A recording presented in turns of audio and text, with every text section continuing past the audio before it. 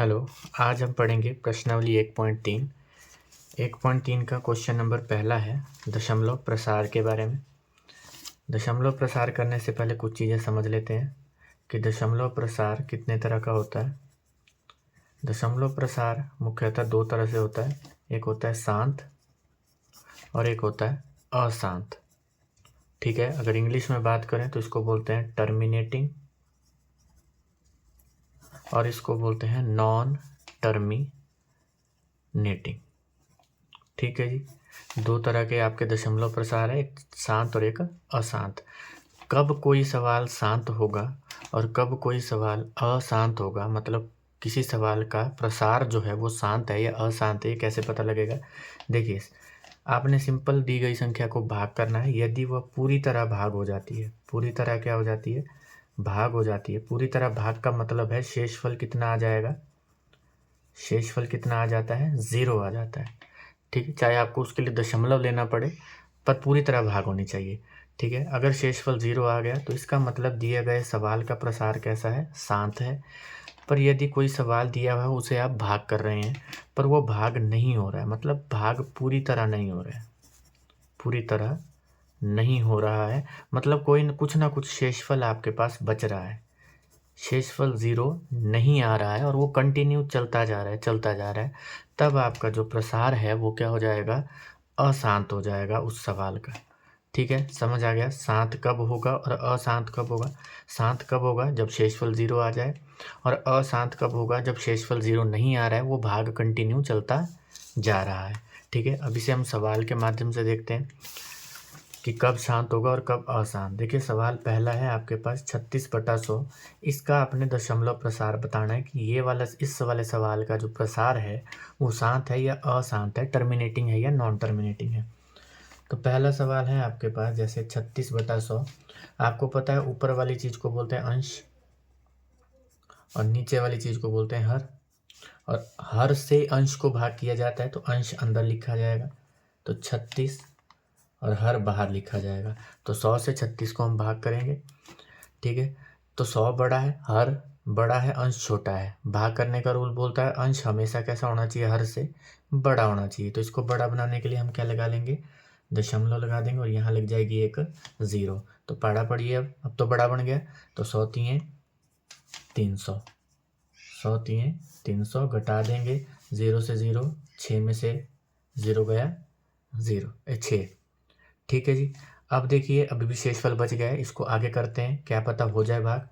ये छोटा है, अंश छोटा है, हर बड़ा है, दोबारा से इसको बड़ा बनाएंगे, एक 0 लग जाएगी। 100 छिके 600, 100 छिके कितना हो गया, 600, घटा दीजिए, तो 600 में से 600 चला गया 0। तो आप देख सकते हैं ये भाग पूरी तरह से हो चुका है। शेषफल कितना आ गया हमारे पास, 0। तो इसका मतलब दिए गए सवाल का प्रसार कैसा है, शांत है या टर्मिनेटिंग है। समझ आ गई बात, टर्मिनेटिंग फॉर्म में है ये। ठीक है, इसका प्रसार। इसी तरह अगला सवाल है आपके पास 4 सही 1/8। देखिए ये आपके पास मिक्स्ड फ्रैक्शन है, और अगर हिंदी में बोलें तो मिश्र भिन्न है। ठीक है, मिश्र भिन्न को पहले हम किस में बदलेंगे, भिन्न में, मतलब फ्रैक्शन में बदलेंगे। फ्रैक्शन में बदलने का क्या नियम है, मिश्र भिन्न को सबसे पहले इन दोनों को करते हैं गुणा, इन दोनों को हम क्या करते हैं आपस में गुणा, तो 8 चौके 32, और जो भी गुणा करने के बाद हमारे पास आता है उसको ऊपर का क्या कर देते हैं, प्लस कर देते हैं। गुणा करने के बाद जो भी चीज़ आती है उसको ऊपर क्या कर देते हैं, प्लस कर देते हैं। तो 32 और 1 हो गया 33। हर में जो है वो उसी तरह रहता है 8। तो मिश्र भिन्न को हमने किस में बदला, पहले भिन्न में बदला।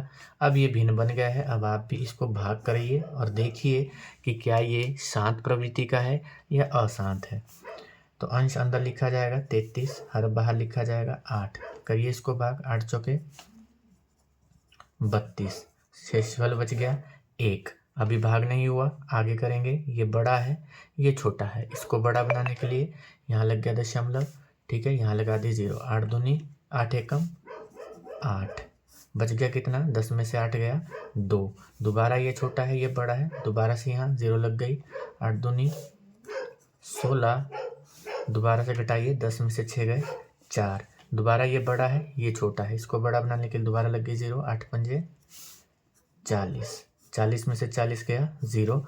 तो एट द एंड हमारे पास शेषफल कितना आ गया 0। अगर पूरी तरह से भाग हो गया और शेषफल 0 आ गया तो इसका मतलब दिए गए सवाल का प्रसार कैसा है, शांत है। ठीक है जी, टर्मिनेटिंग है।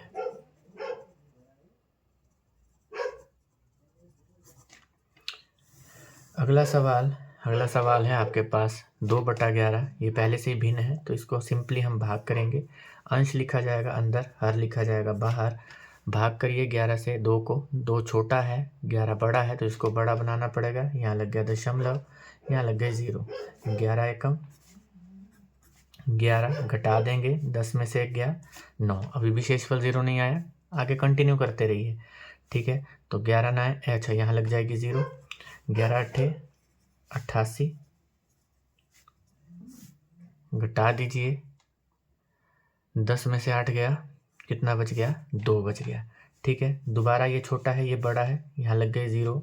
11 एकम 11, फिर से क्या आ गया शेषफल 9 आ गया। यहाँ भी 9 आया था, यहाँ पे भी 9 आ गया। फिर भी कर लेते हैं आगे, इसको बड़ा बनाने के लिए लग गई 0। तो फिर से जाएगा 11 8 88, घटा देंगे दोबारा क्या आ गया 2, फिर से यहाँ लग गई 0। 11 एकम 11, फिर से घटाया कितना आ गया 9।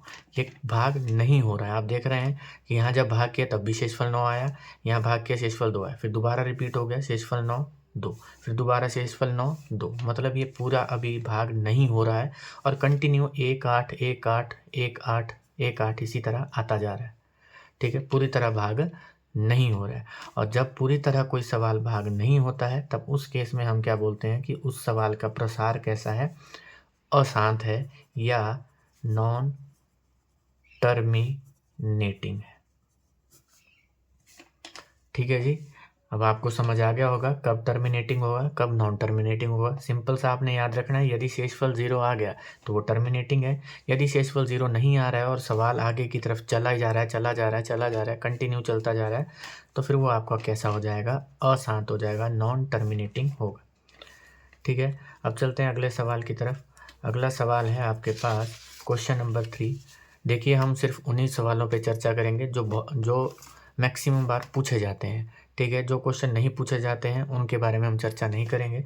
तो क्वेश्चन नंबर 3 का पहला सवाल है आपके पास 0.6 के ऊपर है बार। अब देखिए, समझना एक चीज़, 0.6 और इसके ऊपर एक निशान लगा हुआ है ये वाला, इसको बोलते हैं हम बार। इसको क्या बोलते हैं, बार। ये कब लगाई जाती है किसी चीज़ के ऊपर, देखिए समझिएगा, जब कोई भी संख्या पूरी तरह से भाग नहीं होती है या वो बार बार वही चीज़ रिपीट हो रही है। ठीक है, जैसे यहाँ देखिए, जैसे हमने ये वाला सवाल किया था अभी, जहाँ पे 1 8 1 8 रिपीट हो रहा था, 1 8 1 8 रिपीट हो रहा था, तो हम इसको कैसे लिख सकते थे, 0.18 क्या रिपीट हो रहा था, 1 8 1 8 1 8। जो चीज़ रिपीट हो रही होती है उसके ऊपर हम बार लगा देते हैं। तो जैसे 1 8 रिपीट हो रहा था तो इसका मतलब इसको ऐसे लिखा जाएगा, 0.18 के ऊपर बार। यदि मान लो आपके पास भागफल आ रहा है 0.699999, इसी तरह से चलता जा रहा है। ठीक है, तो अब क्या रिपीट हो रहा है आपके पास, बार बार कौन रिपीट हो रहा है, 9 रिपीट हो रहा है। 6 एक बार आ चुका पर 9 क्या है, बार बार आ रहा है। तो इसको कैसे लिखेंगे बार के रूप में, 0.69 के ऊपर बार। जो चीज़ रिपीट हो रही होती है उसी के ऊपर क्या लगता है, बार लगता है। ठीक है, तो इसका मतलब कि 0.6 बार का क्या मतलब हुआ कि कोई एक संख्या होगी जिसको भाग करने पर क्या हो रहा होगा, 6 बार बार आ रहा होगा। तो 6 बार बार इसमें रिपीट हो रहा है तो इसका मतलब कि 6 बार बार आ रहा होगा, इसलिए इसको लिखा 0.6 के ऊपर बार। अब इस सवाल को हमने किसके रूप में बदलना है, P/Q के रूप में। ठीक है, तो इसको करेंगे कैसे, बार का आपको समझ आ गया होगा बार का मतलब क्या है। ठीक है, अब करेंगे हम सवाल। देखिए, हमें नहीं पता कि ये परिमेय संख्या है या नहीं है, तो हम क्या कर लेंगे, इसको पहले मान लेंगे कि माना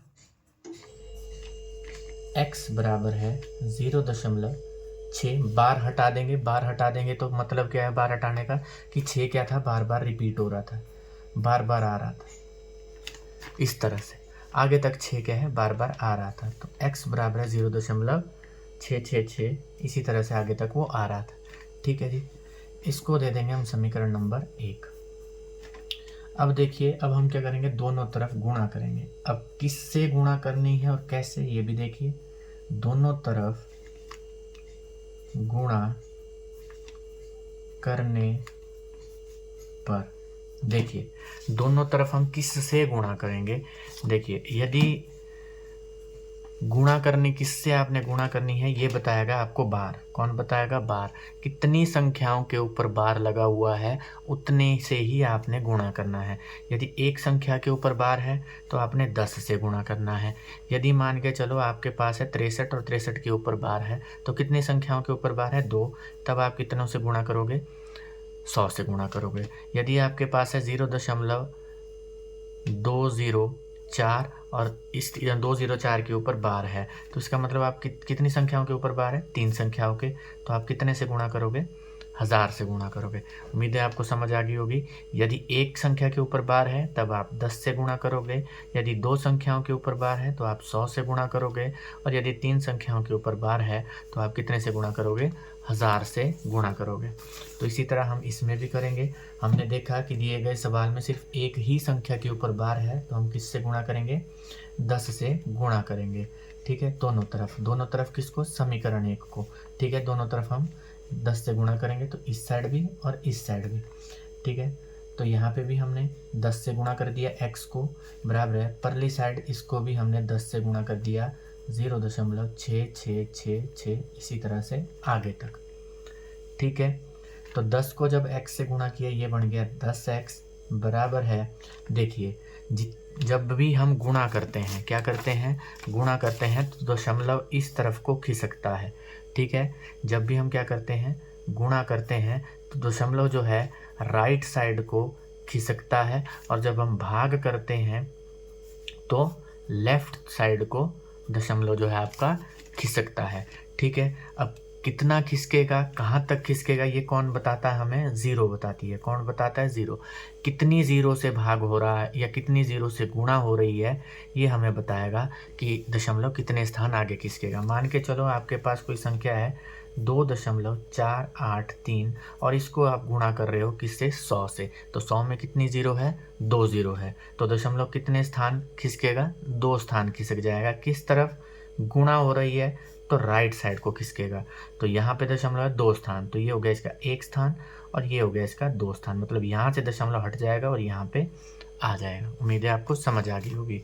ठीक है, तो यहाँ हम 10 से गुणा कर रहे हैं और 10 के पास कितनी ज़ीरो? 1 ज़ीरो है। तो कितने स्थान खिसकेगा दशमलव? 1 स्थान। तो ये दशमलव यहाँ आ जाएगा 6 के आगे। तो 6.666, इसी तरह से आगे तक। इसको दे देंगे हम समीकरण 2। अब क्या करेंगे? समीकरण 2 से 1 को क्या कर देंगे? घटा देंगे। समीकरण 2 से 1 को घटाने पर, तो घटा दीजिए समीकरण 2 को 1 से।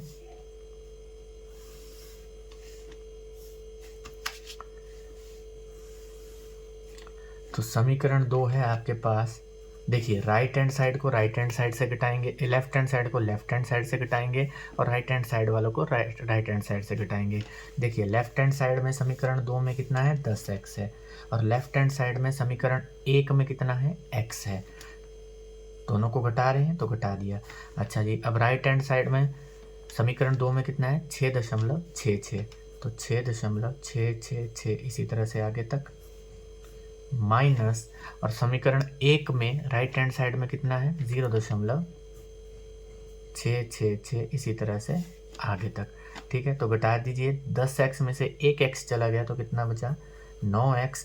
ठीक है, और जब इसको घटाएंगे, यहाँ जगह नहीं है तो मैं यहाँ पे बता रहा हूँ, तो 6.666, इसी तरह से आगे तक, माइनस 0.666 को हम घटाएंगे तो घटा दीजिए। 6.666 से घटाएंगे हम 0.666 को। ठीक है, तो 6 में से 6 गया 0, 6 में से 6 गया 0, 6 में से 6 गया 0, 6 में से 6 गया 0, दशमलव का दशमलव, और 6 में से 0 गया 6। ठीक है, तो इसका मान कितना आ गया हमारे पास? 6। घटाने पर हमारे को कितना मिला? 6 मिला। ठीक है, मान निकाल लीजिए, x को करिए अकेला, x यहाँ अकेला हो जाएगा, 9x के साथ गुणा कर रहा है, परे चला जाएगा, क्या करेगा, भाग करेगा। काट दीजिए, अगर कटता है तो देखिए काटने का नियम क्या है, दोनों संख्याओं को किसी एक ही पहाड़े से काटना है। अगर आप इसको 2 से काट रहे हो तो 9 को भी 2 से ही काटना पड़ेगा। यदि आप 3 का पहाड़ा पढ़ रहे हो तो 3 के पहाड़ा 6 के लिए पढ़ा है तो 9 के लिए भी 3 का ही पहाड़ा इस्तेमाल करना होगा। तो 3 के पहाड़े में 6 भी आता है, 9 भी आता है, तो 3 दूनी 6 और 3 3 9। तो x का मान आ गया 2/3 और ये बन गया p/q के रूप में। ऊपर वाला हो गया p और नीचे वाला हो गया q। हमने p/q के रूप में ही इसे व्यक्त करना था। तो ये था क्वेश्चन नंबर 1। अब तीसरे की बात कर लेते हैं। तीसरा क्वेश्चन भी बहुत बार एग्जाम में पूछा गया है, हालांकि दूसरा भी पूछा गया पर उसको आप घर पे खुद ट्राई करिएगा। तीसरा क्या है, इसी तरह से हम करेंगे, यहाँ जगह नहीं है तो थोड़ा सा, ये आपके पास तीसरा सवाल है 0.001 और उसके ऊपर बार। देखिए यहाँ बता देता हूँ मैं थोड़ा सा, देखिए अब 0.001 बार कितने के ऊपर है, 3 संख्याओं के ऊपर है। इसका मतलब रिपीट क्या हो रहा होगा, ये तीनों रिपीट हो रहे हैं। कैसे, पहले आया होगा 001, दोबारा से 001, दोबारा से 001, फिर से 001, फिर से 001, इसी तरह से ये आगे तक रिपीट होता गया। इसीलिए कितने के ऊपर बार लग गया कि क्या चीज़ रिपीट हो रही है, 001 001 001, तो इन्होंने क्या किया, 001 के ऊपर क्या लगा दिया, बार लगा दिया। ठीक है, तो दोबारा इसी सवाल की तरह इसको भी करेंगे। माना x बराबर है 0.001 इसी तरह से ये आगे तक चलता रहेगा। इसको दे दिया हमने समीकरण 1। फिर से दोनों तरफ अब कितने से गुणा होगी, देखिए मैंने बोला गुणा कितने से होगी, जितने के ऊपर बार होगा। कितनी संख्याओं के ऊपर बार है, 3 संख्याओं के ऊपर बार है, तो गुणा कितने से हो जाएगी, 1000 से। तो दोनों तरफ 1000 से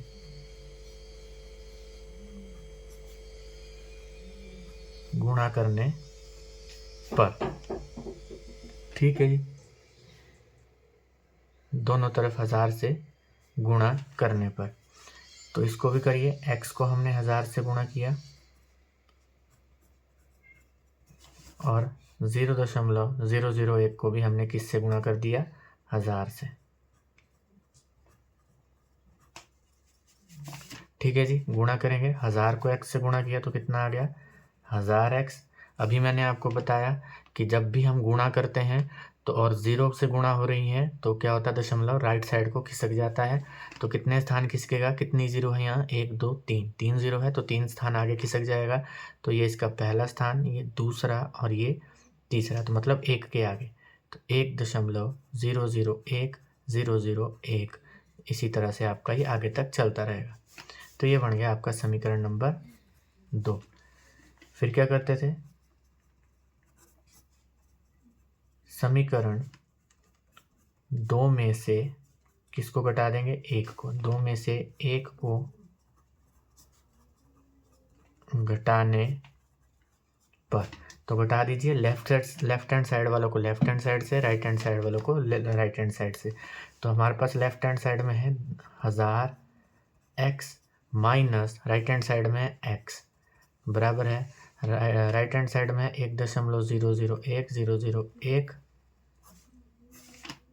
माइनस 0.001 इसी तरह से आगे तक। दोनों को घटा दीजिए, 1000 में से जब आप x घटाएंगे, 1000x में से 1x घटा देंगे तो ये बन जाएगा 999x, बराबर है। और जब इसको घटाओगे तो इसको घटाएंगे, हम देखें यहाँ पे 1.001 इसी तरह से आगे तक, और 0.001 तो घटा दीजिए, 1 में से 1 गया 0, 0.00000.1 में से 0 गया 1, तो कितना आ गया आंसर, 1 आ गया। इनको जब घटाया तो कितना आ गया, 1 आ गया। उसी तरह यहाँ से x का मान निकाल लीजिए, x को करिए अकेला, x हो जाएगा अकेला, 999 इसके साथ गुणा कर रहा है, पर जाएगा 1 के साथ क्या करेगा, भाग करेगा, तो 1/999। तो ये हो गया आपका p/q के रूप में। ये ऊपर वाला हो गया p और नीचे वाला हो गया q। तो आज के लिए इतना ही, बाकी करेंगे हम कल। तब तक के लिए धन्यवाद।